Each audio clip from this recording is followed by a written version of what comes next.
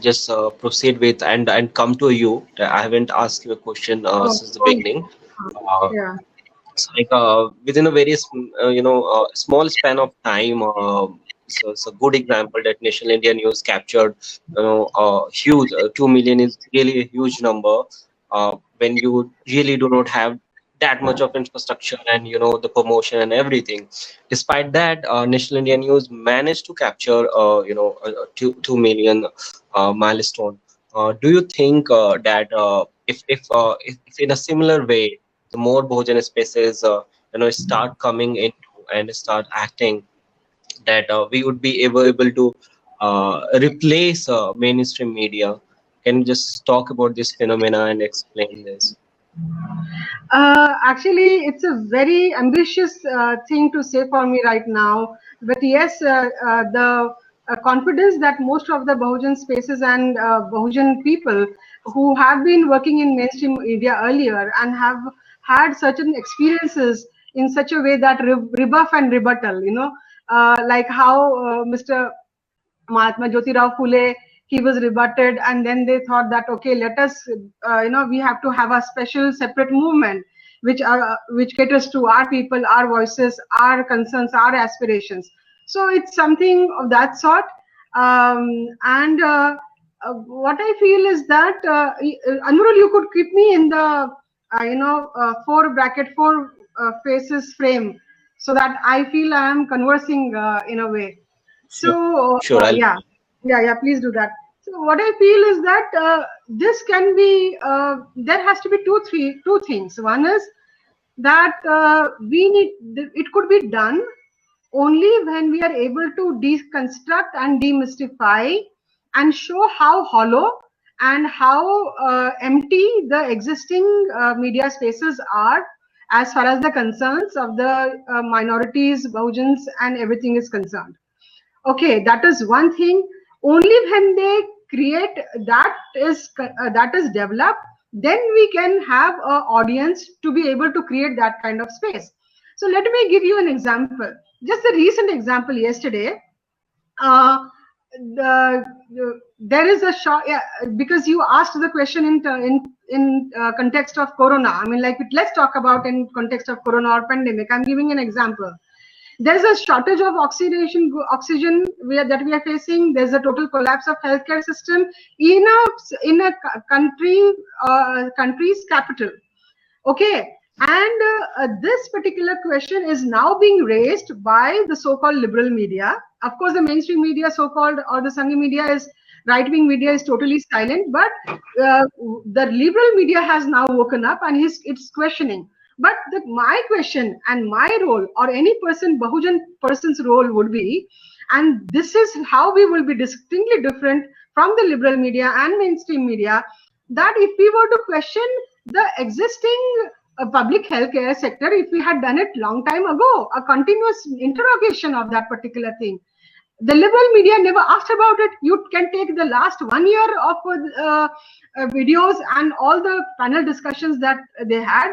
Did they talk about the various hospitals which have come up? Did they talk about whether there have been hospitals created in district level, in villages level? How are the PHCs working? Did they even talk about Mr. Kejriwal's so-called clinics? How are they working? Whether medicines are coming over there, whether oxygen is coming over there or not? No, they had to give him a blanket approval that yes, if Kejriwal is doing it, it must be good. There is no questioning to be done. So when yesterday Kejriwal is questioning Mr. Modi and he's doing it as a CM, the liberal media is not questioning Kejriwal because he happens to be from their own broad network. He himself has to be shown like a liberal. He has to be shown like the next person in waiting for the Bahujans to be able to choose their chief minister. And Mr. Kejri is not questioned that why didn't you talk about oxygen plant earlier? Why did you agree for the Kumbh Mela? Why did you agree for the Diwali celebrations in which thousands of people were exposed?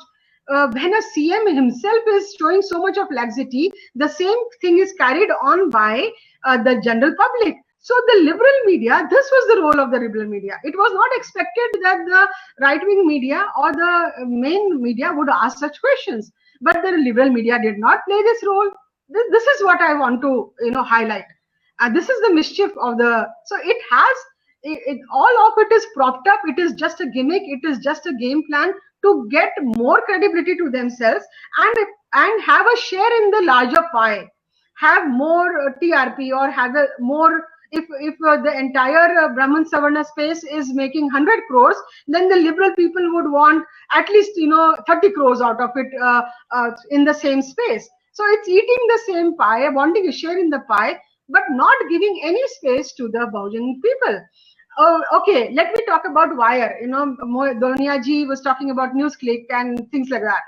I don't consider them as liberal spaces at all, because unless and until they become overtly right-wing narrative peddling people, we don't even recognize them. So unless and until print had to say something categorically against Dr. Ambedkar, against Bahujan icons, the Bahujans or the intellectuals within the Bahujan space did not consider print as being a pseudo-liberal space at all, or a right-wing. And it did that to the extent of calling Dr. Ambedkar as a person who was supportive of RSS. They had to go to that extent to make people understand that now it has a right-wing media.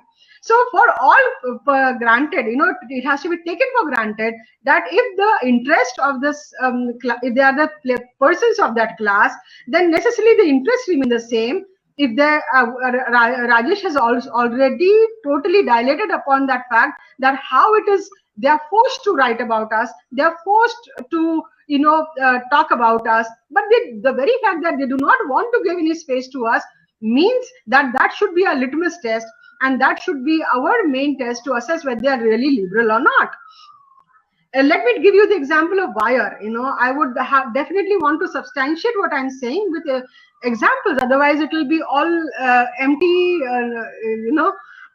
conversation. So Wire, just a few days ago, on Dr. Ambedkar's Jayanti, birth anniversary on 14th April, it conducted. Earlier on, places like Wire and Siddharth Vardarajan would hardly talk about Dr. Ambedkar or any of the icons. Forget about talking Periyar or talking about Mahatma Jyotirao Phule or any of the Indian journalists who are from the Bahujan space. Nothing of that sort.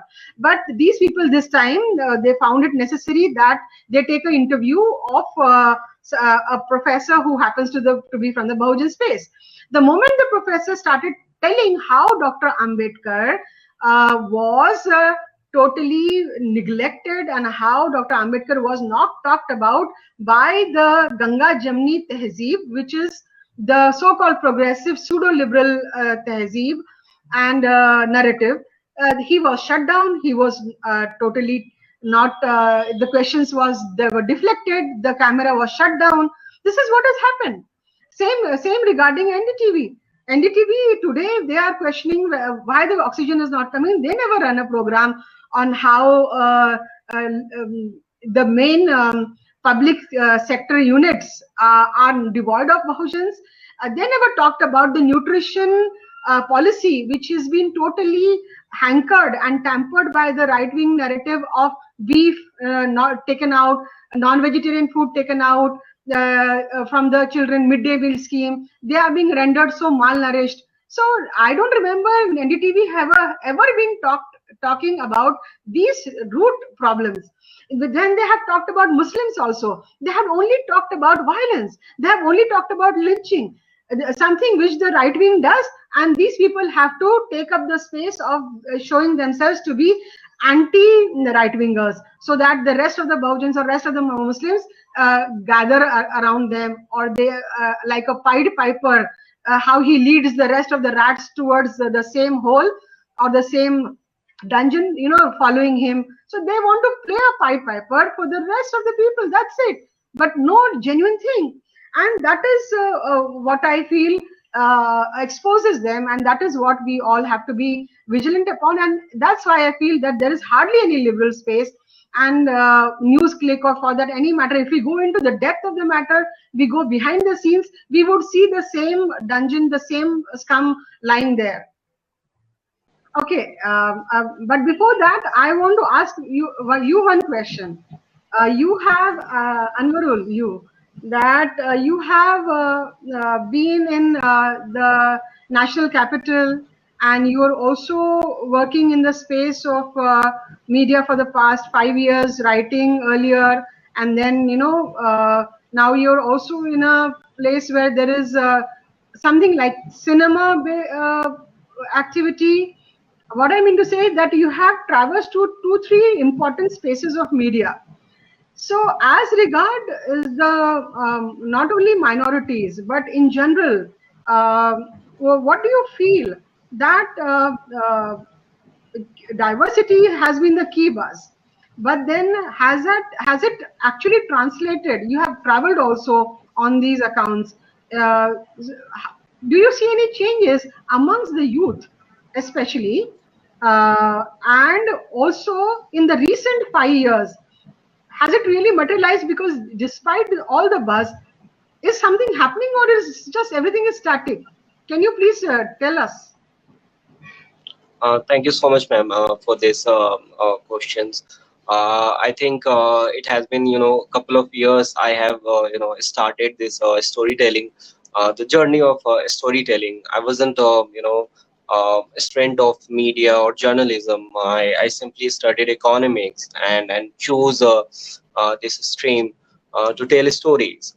From the very beginning, I happened to meet a lot many people, and especially the people of my age, who wanted to do something different, and at the time, when I came into this industry, there was already a lot of things happening, like Mahesh Dhoni has mentioned that we have been radicalized since long, but we didn't see, we never saw that. But when I enter into this industry, I was witnessing to that. I was in Delhi, and and met many people, many youngsters, and of different class, caste, and everything. One thing I found, which also Rajesh Rajmani rightly pointed, that I also observed is that there's a lot of mimic going on. Obviously, the Bahujan voices has becoming stronger and stronger in last couple of years, and I cannot say since when, but I can see that it's getting every year or every next month, it's becoming more stronger.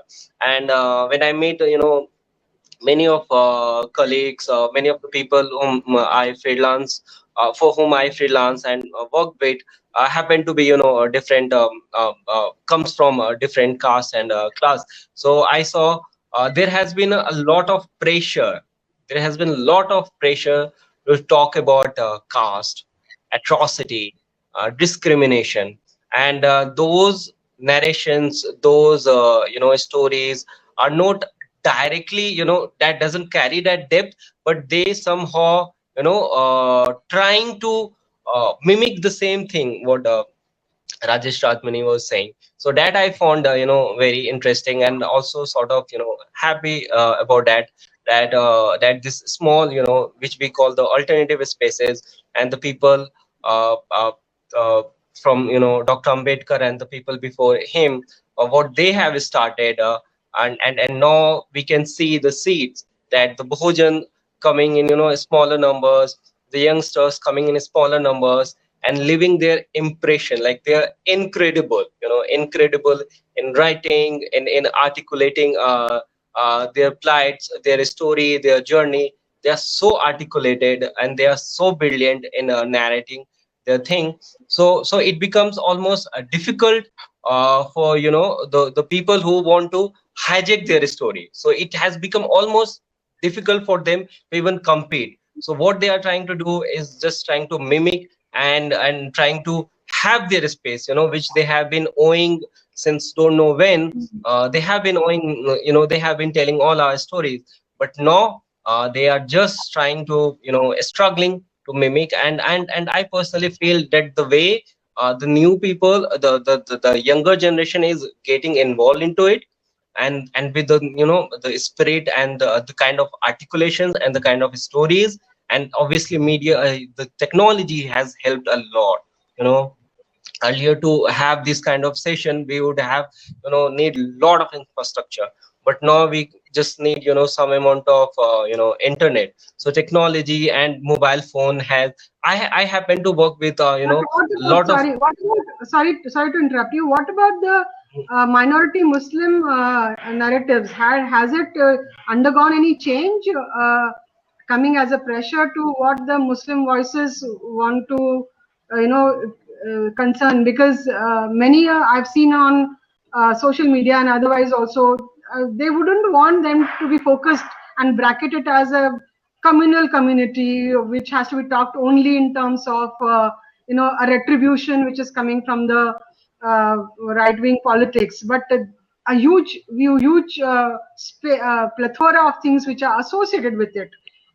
So what do you feel about that projection and representation which is shown by the liberal media, because what has happened is that this is a very big trap.